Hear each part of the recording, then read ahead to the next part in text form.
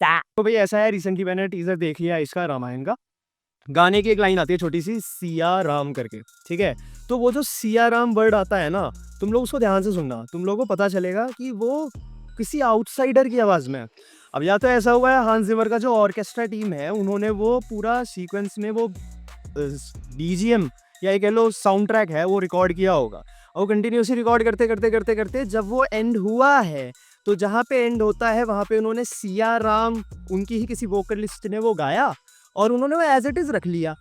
अब ऐसा भी नहीं हुआ कि भाई चलो ये डिसाइड कर लेते हैं कि कोई इंडियन क्लासिकल, अरे भाई हमारी खुद की, हमारे इंडियन क्लासिकल सिंगर्स फीमेल में उस पर्टिकुलर लाइन को अपने ही एक्सेंट में अगर वो थोड़ा सा लाइन थोड़ा गा देते ना, तो वो अच्छा लगता। मतलब हमारी किसी इंडियन आर्टिस्ट से गवा देते यार। हमारे इंडिया में म्यूजिशियंस की कमी नहीं है, सिंगर्स की कमी नहीं है, बट स्टिल चलो ठीक है, we only have a footage of 3 minutes. और इसमें भी क्या है, ये सिर्फ डिजिटल फुटेज है।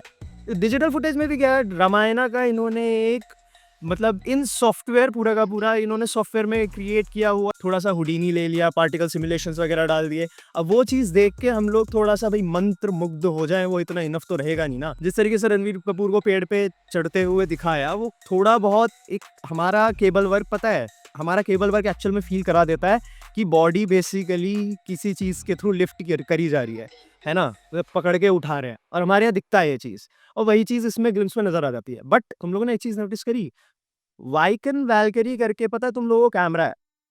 चलो मैं मतलब बताता हूँ तुम लोगों को, बेसिकली क्या है मूवी में। अभी रिसेंटली एक चीज़ मुझे भी मालूम चली कि ये लोग जो 3D कैमरा और डिजिटल ट्रैकिंग के लिए जो सबसे ज़्यादा हॉलीवुड में भी यूज़ होता है, इवन जेम्स कैमरन ने अवतार मूवी के लिए यूज़ किया था, वाइकन वैल्करी करके नाम है उस कैमरे का।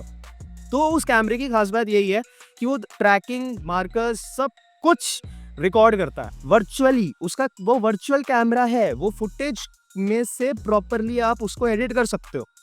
अपना जो फुटेज है उसके अंदर तुम 3D कैरेक्टर को लाइव मैनिपुलेट कर सकते हो।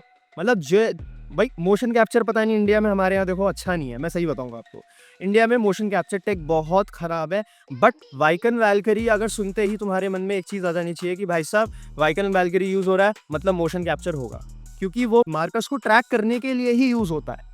और अगर मार्कर्स को ट्रैक करने के लिए यूज़ हो रहा है तो भाई साहब पक्का मोकैप पहनाया जा रहा है एक्टर्स को, या ये कह लो डिजिटल आर्टिस्ट, मतलब जो भी वहाँ पे बॉडी डबल्स होंगे, स्टंट आर्टिस्ट होंगे, कोई भी होंगे, उनको वो पहना के वो शूट किया जा रहा है। हमारे यहाँ पे अभी रिसेंटली एक मूवी गई थी, तुम लोगों को मालूम है ऑलरेडी, रामायण के कॉन्सेप्ट के ऊपर बनाने की उन लोगों ने कोशिश करी थी, आदि पुरुष तुम लोग जानते हो। तो उन लोगों ने जब तुम लोगों उस मूवी के जितने भी 3D कैरेक्टर्स को उन्होंने ऑन स्क्रीन दिखाने की कोशिश करी थी, वो सारे के सारे मूवमेंट्स अच्छी करते हुए नज़र नहीं आते। जानते हो उसका रीज़न क्या है? कि हम लोग ना, अब ये क्या नाम है, हम लोग इंडिया में जो कैरेक्टर एनिमेशन है ना, वो उतना अच्छे से करते नहीं है। सही बताऊँगा मैं, ठीक है? कैरेक्टर एनिमेशन आर्टिस्ट, अब जिस बंदे के हाथ में इस मूवी का प्रोजेक्ट पहुँचेगा ना कैरेक्टर एनिमेशन के लिए, अगर मोकैप सूट पहनाया गया है, तो भैया मोकैप सूट तो पहनाने के बाद में आप श्योरिटी ले सकते हो कि हाँ, कैरेक्टर एनिमेशन आपको अच्छा मिल जाए, ठीक है? क्योंकि बड़े से बड़े हॉलीवुड प्रोजेक्ट्स पे भी मोकैप सूट से ही एनिमेशन उठाया जाता है, मैनुअल एनिमेशन नहीं किया जाता कि एक-एक हड्डी पकड़ के 3D आर्टिस्ट उसमें, मतलब आर्टिस्ट जो है वो 3D कैरेक्टर की एक-एक हाथ, उँगली हिलाने लग रहा है, वो बहुत कम होता है ना? लेकिन हमारे इंडिया में बेसिकली मान के चलो अगर मोशन कैप्चर सूट है तो बहुत अच्छी बात है, हमें आउटपुट बहुत अच्छा मिल जाएगा देखने को। उस युद्ध के टाइम पे मशीनरी से ज़्यादा मैन पावर का, कॉमन सी बात है, हमें अच्छे से मालूम होनी चाहिए बात कि भैया मैन पावर का उस टाइम पे ज़्यादा यूज़ हुआ होगा। और अगर मैन पावर का सबसे ज़्यादा यूज़ हुआ है तो हमें एक चीज़ का मालूम होना चाहिए कि मैन पावर में भैया मोशन कैप्चर का बहुत बड़ा रोल चाहिए ही था इन लोगों को, क्योंकि उसके लिए कैरेक्टर एनिमेशन बनाना था।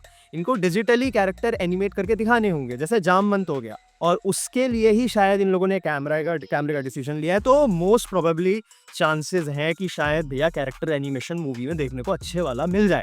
तो एक चीज़ तो हमें ये सब, मतलब एक चीज़ बहुत अच्छे से क्लियर हो जाती है कि कैरेक्टर एनिमेशन शायद मूवी में बहुत अच्छा मिलेगा देखने को। दूसरी चीज़, इन लोगों ने ये सिर्फ और सिर्फ 2 शॉट दिखाए इस 3 मिनट के ग्लिम्स में, 2 शॉट दिखाए जो एक्चुअल फुटेज से, मूवी के एक्चुअल फुटेज से थे। बाकी का ये पूरा का पूरा इन सॉफ्टवेयर सिमुलेशन है, कंपोजिटेड ये पूरी तरीके से सॉफ्टवेयर में है। तो अब एक चीज़ की हमें याद अब चलो ठीक है, मन में एक चीज़ का हमें कंफर्मेशन होता है कि भैया डीनेग काम कर रहा है, डिजिटल नेगेटिव काम कर रहा है। अब मैं तुम्हें एक बात बताता हूँ, हार्ड सरफेस जो एक मॉडलिंग होती है या हार्ड सरफेस कैरेक्टर एनिमेशन होता है ना, वो हमारे यहाँ ईजी है। ठीक है, या ये कह लो कि भाई आप लोगों ने देखे होंगे रोबोट बेस्ड कैरेक्टर्स हैं, या ये कह लो कि भाई एक होता है, पता है तुम्हें, और एक ह्यूमन बॉडी ऑर्गेनिक एनिमेशन होता है ना, जो बहुत ज़्यादा ऑर्गेनिक फील कराना चाहिए कि नेचुरल है, वो सबसे ज़्यादा टफ है। और एक्चुअल में ये जो हम लोग जेसीबी में भी अगर मुझे एक हैंड लगा के मैंने पेरेंट कर दी ना बोन यहाँ से, मतलब सॉफ्टवेयर में क्या होता है, बेसिकली एक बोन ऐसे लगाई मैंने, एक बोन ऐसे लगाई, पेरेंट करी, और अगर मैं उसको मूव करूंगा ना तो ये पॉइंट होगा, इस पॉइंट से यहाँ से जॉइंट बनाऊंगा मैं सॉफ्टवेयर में, और वो ऐसे ऐसे मूव करेगा। क्या जेसीबी की जो क्रेन होगी ना, या ये कह लो क्रेन होती है, वो जो उसका मतलब बेसिकली माउथ होता है, ठीक है, वो जो क्रेन का जो फ्रंट पार्ट होता है जिससे आप मिट्टी वगैरह उठाते हो, वो ऐसे रहेगा, ठीक है, और वो यहाँ से ही फिक्स रहता है, और उसको एनिमेट करना ज़्यादा इजी रहता है बजाय इस चीज़ के।